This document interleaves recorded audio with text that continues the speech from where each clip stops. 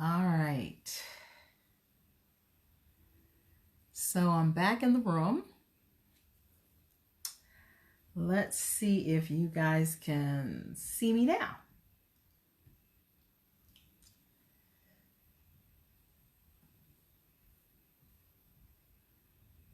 Let's see. Am I showing up? Let's see if we can turn this light down just a little bit.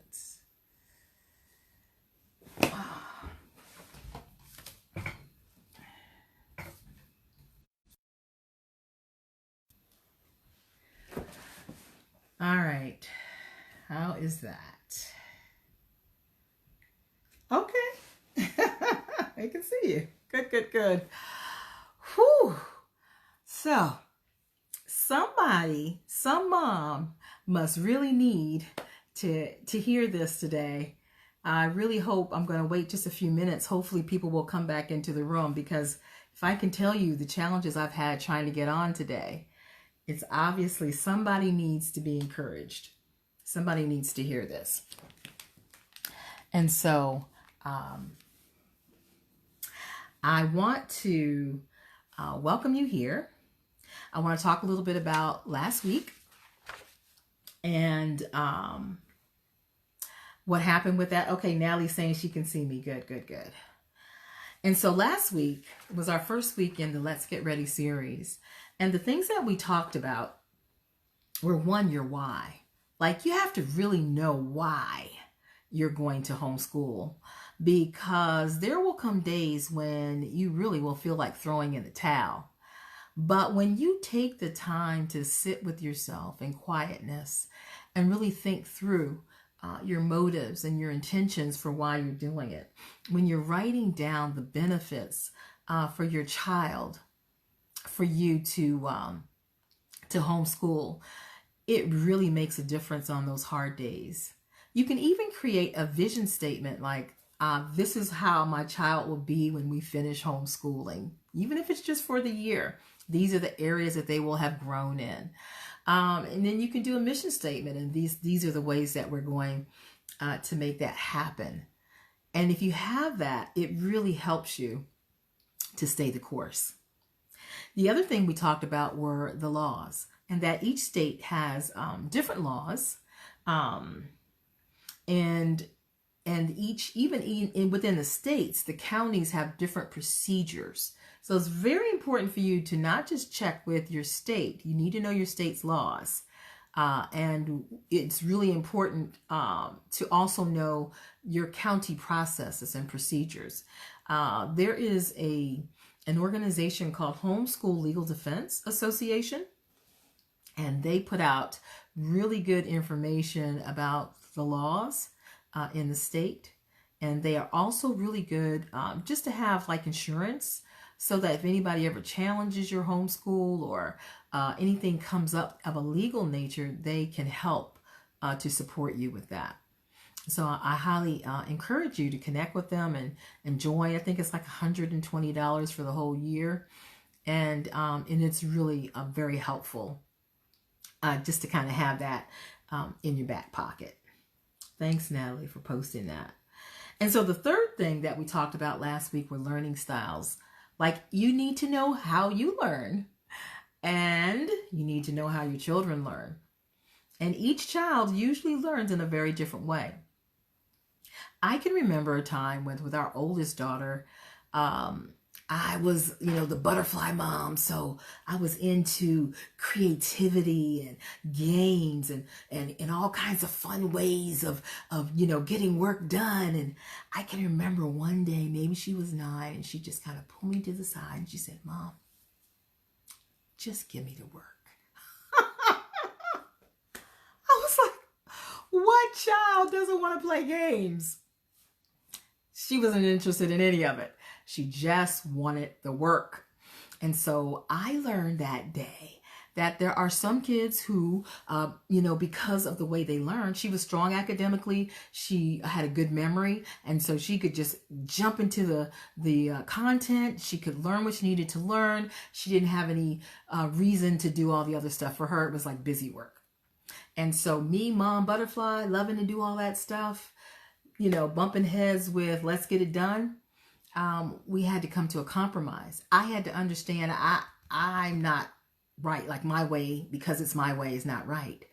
And that if I wanted less stress in our house, that I would have to be willing to blend.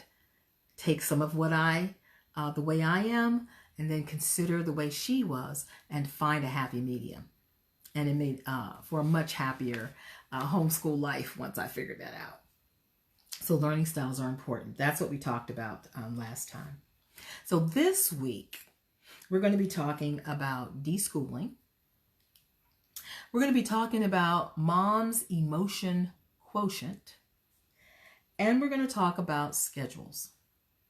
So if you are a mom who is thinking about homeschooling and your children have been in a more traditional environment, you are going to need to have some transition so that they can move into homeschooling in a way that is good for everyone. And so the one thing you have to know about homeschool is it's not just taking the traditional school and bringing it home. I think that was one of the hard things for some parents about the online schooling that they were doing with this, with the COVID. It was kind of like the school, and no shade, because they had very little time to make a shift. We had to do the same thing in our programs. They had to come up with a way to give the content to the students, and so they did the best they could by sharing it in basically the same ways that they share it in the classroom. And so for someone who is at home trying to follow that, it can be hard. Some students did fine with it. But if that was a struggle for you, I want you to consider the fact that you can homeschool for this next year with COVID going on. You can even get curriculums that are already aligned with the Common Core, which is the standards that the school uses, so that your child, when you return them back into a more traditional setting, will be going right along with the curriculums that they're using at school. Let me check and make sure I'm not missing any messages. So you can align your work at home to the Common Core standards, but not have to try to follow lockstep with what the teacher is doing. You can actually get a curriculum that has your core subjects. It has your English, your math, your history, your science, and then it gives you the ability to, for example, get up at the time that works for your family. Or do the schooling not at the time when the teacher is online, but maybe it's at 12 o'clock because you're working from 9 to 11 and you have them doing individualized kind of stuff then. And then your plan is for you guys to connect at 12. And so it just gives you so much more freedom. And it begins to give you the feel of what homeschool really is like at a deeper level. Something to consider if you're thinking, I don't want to do that online kind of thing again. There is a way to do it, and you can get the support that you need. So the next thing I want to talk about is mom's emotion quotient. And I know you're saying, what is that? Well, by the time we as moms finish dividing ourselves up as the chauffeur and the cook and the worker and the cleaner and all the other things, all the other hats that we wear, the question is, as you've been divided, emotionally, what is your quotient? Because a quotient is just the answer to a division problem. So you've gotten all divided up. Are you in a place emotionally with all of these things going on that you can navigate homeschool? Because if you find yourself stressed, hollering, frustrated, angry, those are all signs that your emotion quotient needs to be higher. But sometimes when we get dropped into things, we don't even realize what's going on. But when you think back to the days when you were schooling, if you found yourself in a place where you're having to do a lot of yelling or there's a lot of chaos going on, it's not that you can't homeschool. It's that you just got to think about some other things. So when I first started homeschooling, I was, hey there, Cherie, good to see you. When I first started homeschooling, I was an angry mom. Let's just say it straight. I used anger to get things done because I felt so uncomfortable and out of control when I didn't have control. So I used my anger to get control. But what I began to realize is my emotion quotient is that the more I yelled, the more the focus for my children became on my behavior and not on what they were needing. They couldn't hear my heart because all they could hear was, Mom, she's being so mean. Listen to how she's talking to me. That's not true. And they never had to look at their own stuff. And so I had to push up my emotion quotient by being able to learn to not be triggered by things that automatically triggered me, like feeling out of control. I began to understand that I needed to be able to talk to my kids in a normal fashion so that when I was correcting them or giving instruction, they could hear my heart, my desire, and not my anger. And as I began to do that, when I would talk with them about things that they needed to fix, they began to have to do business with themselves because I moved me out of the way. And so one of the things I had to begin to work on was, why am I so frustrated? Why am I so angry? And I began to see that it was less about them and it was more about me. And I had to begin to be very honest with myself and say, you know what? I need to change that.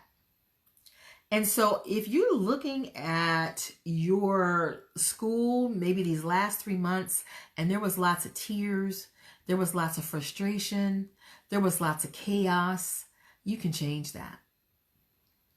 You just have to get focused in on what is most important. And you have to get focused in on getting your emotions to a place where they don't rule you and they don't create chaos. So another thing that helped me with my emotion quotient was I was a messy mom. We had, stuff was just everywhere. I grew up, okay, here's my excuse. We grew up in the Air Force and we had maids and I never really had to clean up. I don't even remember cleaning my room till I was like 14. In fact, we lived in the Philippines and I remember asking my mom, we've been there for 5 years and, we had maids all that time. And I was asking my mom, like, who's going to be the maid when we get back to the States? And she looked at me and said, you are. I was like, are you kidding me? I haven't had to do anything for all these years now. I'm going to be the maid. And because of that, I wasn't the best at cleaning and I really had to learn how to do better at that. But I had piles of books over here. And so I had to put things in place to kind of bring my homeschool stuff, into order. But my house was so chaotic. I remember one day, I smelled smoke. And so I called the fire department. I said, I don't want anybody to come out. I just want you to tell me, some places maybe I should look. If I've looked in the kitchen, there's nothing going on with the stove. I'm smelling smoke. What else could it be? And they were like, ma'am, if you're smelling smoke, we have to come to your house. We're on our way now. I was like, oh no, because they're going to come and my house is all a mess. So we ran around the house with these big trash bags and we're putting stuff in bags and throwing it into the closet as we hear the siren going, as they're coming down the street. And they knock on our door. Now all the neighbors are out because they think our house is burning down. And God used that to really help me to say, okay, you got to get this thing in order. And so, someone might say, maybe I shouldn't have started homeschooling because I wasn't organized and I didn't have this and I didn't have that. And I always say, as long as you have a heart to change, to grow, you're going to be fine because the children are learning and growing right with you. So if you have chaos in your home, if there's stuff sitting around and it's piled up here and there, you have to process that. Your child has to process that every time they come into that area. And so it blocks their brain up a little bit. So one of the things you want to do is make sure that your learning spaces are clear, are straight, and have some level of order so that it makes it easier to learn. Okay, so that's the do schooling part. It's don't bring school home. Think of some other creative ways to do school. If you guys don't have the same ways of learning, then you have to blend those styles together. You might be cringing because they're laying on the floor doing their math, but if it makes them happy and they get it done, it doesn't matter. Okay? All right, so the last thing is your scheduling. And so as I was talking about earlier, when you have to lockstep with the school, you have to go with their schedule. Okay, the teacher's on at 9 o'clock, whatever those standards are. But when you do your own thing, if you are late night people, then maybe you start school at 10 or 11. If you're early people, maybe you're up at 7 and you're starting to get stuff done. It just gives you more flexibility. Everything doesn't have to be on the screen. You can actually have actual textbooks. You can have interactive kinds of games. You can make the learning so much more engaging that what you're actually teaching your child is to learn how to learn. And once you teach them to learn how to learn, they can learn anything. Our kids are all in their 30s now, just about. And our oldest daughter is a foreign diplomat. She was able to get a fellowship for her master's, and she was able to get her bachelor's. She was able to get a scholarship for that as a homeschool student. She's doing just fine. Our middle daughter is an amazing math and science teacher at a middle school. She has like 100 students a day. She graduated from Bowie University. And because she struggled with her learning, it made her the most amazing teacher you ever want to see. She incorporates, she's able to incorporate all kinds of hands-on. Yes, Cherie, is Montessori. Montessori is similar, but homeschooling tends to be, I think, a little more directed than Montessori, but you could homeschool using Montessori kinds of principles because everybody homeschools differently. So you can take, a little bit of this and a little bit of that. That's the beauty of homeschool. It helps you to create, hey there, good to see you, Shiva. It helps you to create your own unique program for your children. It can be as much of this or as little of that as you like.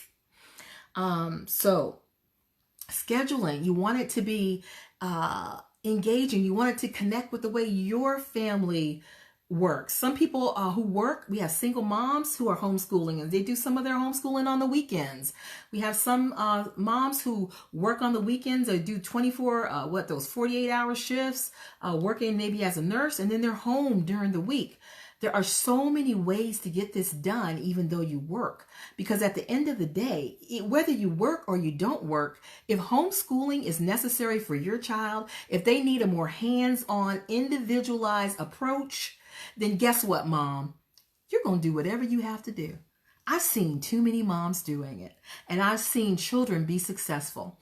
And then our third child he is an entrepreneur. He has his own videography and photography business. He also works at a Christian school doing those things too. And each one of them never went into a more traditional environment. They had no issues getting into college. And so I'm just saying those things that you might be afraid of. Or what about this? Or what about that?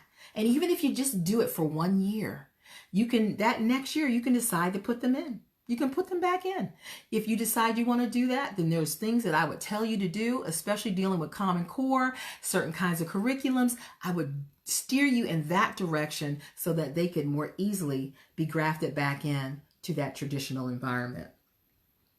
So when you don't have a plan and you're home, sometimes that's why you have behavior issues. Because when you as a mom don't know where we're going, and that means the kids, as they start to messing with each other, and they get off track because there's no focus, there's no concerted plan. And so as the schedule is very important, it's not that you got to follow it every day. And it could be a very loose schedule, but you need to, in your own mind, have some idea, how are we going to get this done? Because day 1 adds to day 2, adds to day 3, and on it goes. And if you can get some level of consistency, by the time you get to the end of that school year, you will be in a good place, and so will your child. All right, I think that's all I have for now. If there are those of you who I have like 30 more minutes to talk on my Zoom call, I would love if you have questions that I haven't answered, or you have questions, about anything about homeschool, or particularly about what we talked about. You can join my Zoom in about 5 minutes. Just go ahead and put your email in the chat, and then I will send you the link. And if you can't wait and you're like, I want more of these strategies now, you can always check out my book, Starfinder. And it is a book that helps parents of homeschool students it gives you 12 strategies of ways to be able to help your child succeed, to find their purpose, to work out struggles, to be creative in your environments, to design your environments in your home so that they are truly learning environments and places where your children thrive. And so, let's see. Any questions? All right. I think I'm good. This has been a crazy day. This started off kind of rocky, but we got through it. And so go ahead and put your email in the link in the comments, and I will see you in 5. I love you guys. Take care. Bye-bye.